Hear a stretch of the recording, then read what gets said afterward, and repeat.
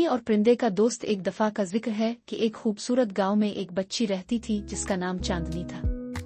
वो हमेशा खुश रहती थी और कुदरती मनाजिर को बहुत पसंद करती थी। एक दिन वो अपने बाग में खेल रही थी जब अचानक एक रंगीन परिंदा इसके पास आया। हेलो चांदनी, परिंदे ने कहा। चांदनी ने हैरानी से परिंदे को देखा और पूछा, तुम कौन हो? परिंदा मुस्कुराकर बोला, मैं तुम्हारा दोस्त हूँ और तुम्हारे साथ मिलकर दुनिया के खूबसूरत तरीन दरख्तों के राज बताने आया। चांदनी ने खुश होकर परिंदे का हाथ पकड़ लिया और दोनों ने एक साथ दरख्तों और फूलों के दरमियान चलना शुरू किया। हर दरख्त का अपना एक खास राज था।